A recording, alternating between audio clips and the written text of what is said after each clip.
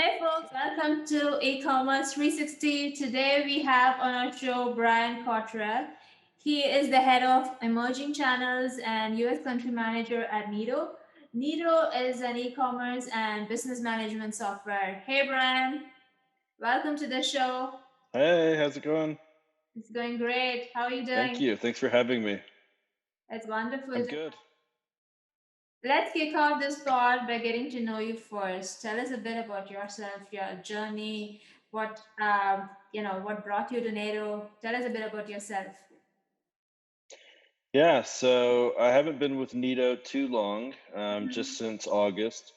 Mm-hmm. Um, I've been working in the e-commerce space though for almost 15 years. Wow. So 12 of those years I was at eBay. Mm-hmm. So working there as a business account manager, then up through as a partner manager. Mm-hmm. I spent 3 of those years in Sydney, Australia, Mm-hmm. which was great, and had a great experience there. And that's where I came across Nito in the partner program at eBay. And this was a new and emerging company that had great integrations and really, really brought a lot to the table Mm-hmm. at that time. Um, So yeah, and then we crossed paths again just last year, where Nito was looking to expand into the United States, and I came back on to lead that initiative, and have been there since then. So I also run a online business on the side, just because I'm like, familiar with it, Oh, that's great. predominantly on eBay, Mm-hmm. but really enjoy it. I've stayed in the space, and yeah, that's kind of my journey to where I am now. That's very interesting. So we have had Shopify, Magento, WooCommerce. There are like a billion e-commerce storefronts out there.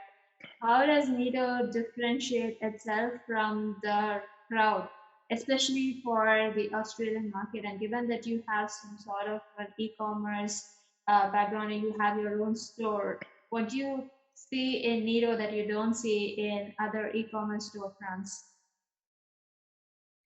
So Nito, first of all, is a very well organized, integrated end-to-end business software solution. So as we differentiate ourselves from some of those other competitors that you mentioned, the core differences are in the integrations that run the business. So where we differentiate ourselves. So the core parts of running an e-commerce business and a business in general, these features are baked into the base of our software.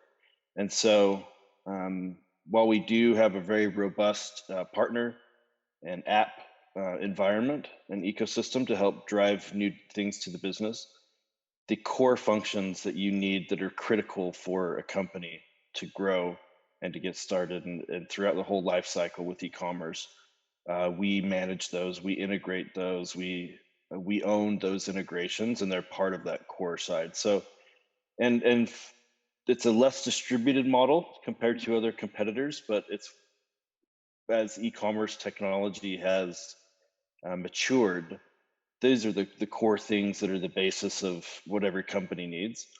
And the other really, I think, strong differentiator is that we will a lot of our features are going to help companies as they grow and mature. So a company that comes on early in its life cycle to Nido, you're going to get these systems that are more enterprise level than maybe you would with other starting places. And we're also going to be able to grow quite large with you. So we cut down on the need for further, changes to the infrastructure and system, for further development until it reaches a time where you need a custom development solution. We understand that life cycle. And where we stay in it. So yeah, I could talk about this all day, as you can tell, but that's really the core of it, is these core functions that are built in. And I should say, like, while we definitely are competitors with places like Shopify and Mhm. BigCommerce and others, we're also partners with them. So if you Mhm. have a Shopify experience or interface, it's not an either or proposition. So we'll link you with them and as a marketplace and still use our more robust, more integrated solutions to run the business if that's what works for you, Mhm. or take the whole thing over to Nido. We can do either. So it's interesting when you said Nido is built to basically scale, right? So for e-commerce businesses that are looking to scale aggressively, Nido should be their first choice. Also, you mentioned that Nido is all integrated with different marketplaces, even with Shopify or BigCommerce. How do you think Neato solves the challenge of multi-channel selling profitably? It could be quite a pain for e-commerce businesses when they have to sell their items through multiple channels, whereas they have to have a central unified system to actually consolidate all of them. How do you see Neato solving this pain point? Because I came across that Nido solves this beautifully, by integrating. So just let us bit into how well they solve it. Great question. So I think so. Two things. So one is with scale. So while Nido in the U.S. is still a relatively new market entrant, we are the incumbent leader in Australia, and we Mhm. represent about 10% of total addressable e-commerce in the country. And so that scale is key, especially as we own the core experience with our customers. You're getting a pretty wide range of options. The marketplaces are interesting. So while we have those core integrations that are there, we do have a curated kind of partner experience where those integrations expand to beyond the top tier level of integrations and marketplaces. And the profitability side for us is a key that we really focus on because we are a single back end system that allows a company to integrate to a wide range of marketplaces, but still manage the entire business from a simple interface. And when I Mhm. say manage the entire business, I'm talking about everything from warehouse setup, pick, pack, ship to multiple marketplaces, multiple website integration, all the CRM, post transaction shipping, pick, pack, and delivery, and onto product acquisition, wholesaling, and the B2B side, all from one interface. So by doing that, we save companies a lot of money on these multiple integrations that would normally be required to run all that, multiple systems. Mhm. And I'll tell you that's where we really are seeing a lot of our growth right now is in the B2B space because customers that don't have a great B2B or wholesale experience are getting that from us as a new growth channel. And also, because of our integrations, they're also able to turn on easily a B2C experience that maybe they haven't used before without an additional company to deal with, an additional integration, additional management of their system, all in the one system from us. So, yeah, that's I think one of the ways that we help make it more cost effective to be on multiple marketplaces. So a single source of truth for all integration is what e-commerce businesses can expect out of Nido. So you mentioned about shipping, packaging, and delivery, and I also came across the fact that Nido provides a very strong fulfillment backbone for e-commerce brands. So, in recent years, have you noticed any significant changes as far as fulfillment behavior is concerned? You might know that fulfillment is one of the most challenging aspects for e-commerce businesses. So, have you noticed any significant trends or changes in the fulfillment behavior as far as e-commerce is concerned? Yeah, quite a bit. So it's one of those, at least as being an old timer that I consider myself in e-commerce. It's one of the things that I have changed probably the quickest, Mhm. and it needed to be disrupted, I think. Yeah. So we see a lot of, in our core areas, we see a lot of options for that are pandemic driven for sure, that Mhm. are the different flexible ways to fulfill, whether that's click and connect, whether that's click and use a third party non traditional shipper for fast courier type delivery. Mhm. Um, we've also seen, which is not new, but an expansion of services with major marketplaces like eBay and Amazon and others to Mhm. enable third party locations and lockers for click up for pickup. Sorry. Um, one of the interesting things though with that is the traditional method of delivery is still far and away the most used by Yeah. customers. But these options, while some of them are gaining traction, they are still about having options so that you can deal with your customers in whatever way they choose to, and it's market perception. But what's actual reality is still predominantly a traditional shipping method that's cost effective and that doesn't charge a large premium to get the product, to your customer. I think one of the other things that we've seen as we expand is really having a very wide range of shipping options integrated into the tool. We work up something that we work on constantly. So Mhm. making sure that wherever our customers are, whether they're in APAC or the US or Europe, that their local shipping options are integrated into our system, and that label printing process that's in tool with us is robust and supports, wherever they decide to transact, in addition to these, other shipping options that I discussed that are emerging but are, still much smaller in Yeah. comparison to traditional. Yeah, that's an excellent point that you make, that most e-commerce businesses are still opting for traditional method of shipping, which is through probably popular shipping carriers. Not only that, they're also still adopting the traditional method for tracking and sharing updates as far as order deliveries are concerned. Uh, with customers, although they know that customers panic, they have this buyer anxiety whenever they're placed an order and they do not hear from merchants. Still, they are very slow to Yeah. adopt. So what are your thoughts on the post-purchase experience, and do you think retailers are paying enough attention to it? No, they're not. Not even close. It's simple So, answer. yeah, yeah. I mean, it's one of those things. So there's good, better, and best. So Mhm. good is using, the shipping carrier's experience and not really improving on it. Better is barely minimum amount to really be competitive. But in any space, there's those groups that are far exceeding and Mhm. driving. Mhm. And I had an experience just recently with a large company in the US that Mhm. I bought some items for that I needed for the house, where it was generationally behind what is required to do Mhm. business in e-commerce. I thought so, with no further communication, no Mhm. refining of my order information, no updated tracking, and really no, from a consumer point of view, no thought that I was front of mind for them or that my experience, Mhm. mattered. And transition that or compare that to an experience where you're almost being over communicated with.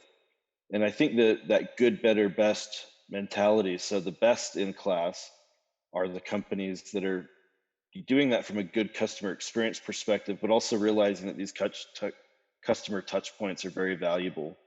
So not just from a marketing opportunity, which is key, Mhm. but to future cost of acquiring a new customer, like Right. retaining a customer, Mhm. getting Mhm. a customer that's coming back and buying multiple items over time, that your true cost to your company to manage your customers better, I'm sorry, your cost savings, I should say, are massive. Yeah.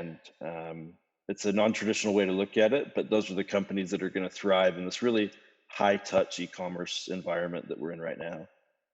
That's great. That's exactly what we are passionate about as well, customer retention and extending the lifetime value that you offer to customers.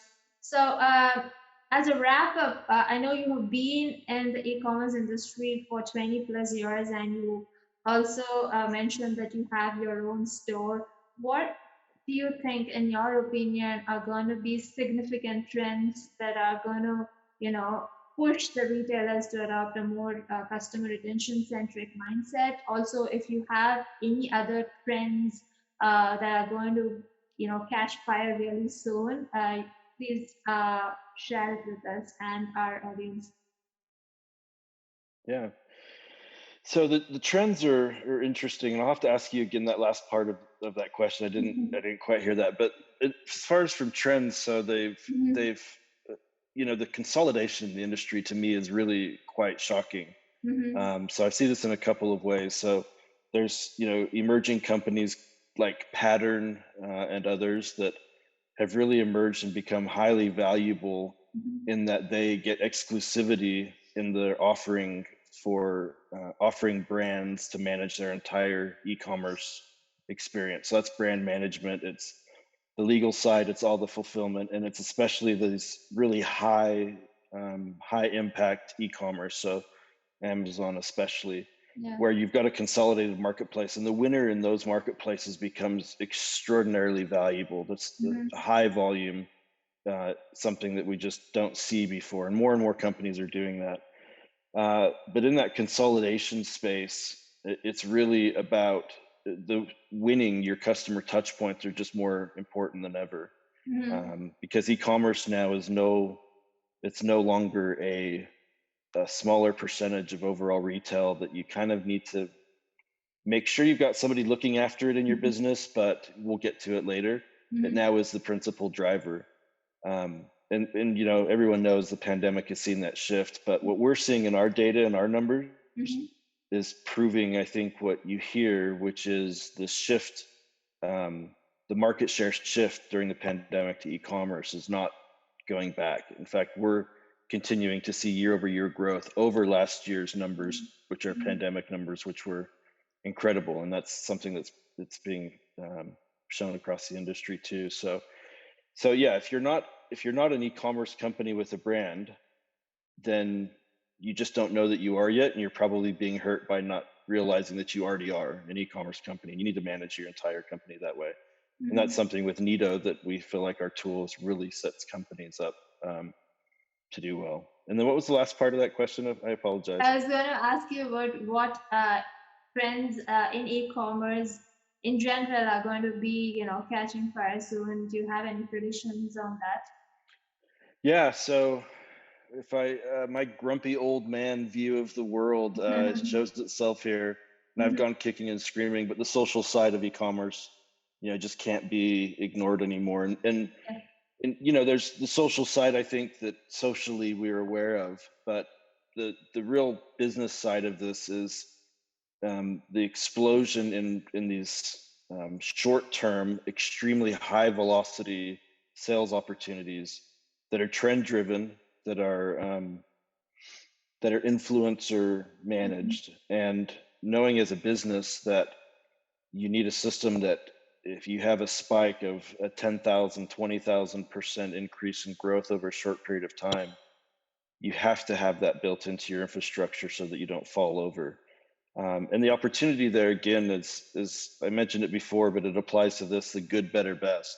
mhm, Those that yeah, are doing the best at this are really thinking about how their marketing impacts what their customers find important from a social standpoint, from a global standpoint, and that they've got a marketing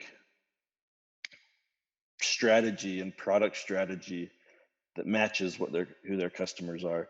It's a long way of saying, like, it's a it's a trend that's been going for years, where it's less about having a wide range of random products that you can sell because mhm, you're good on price.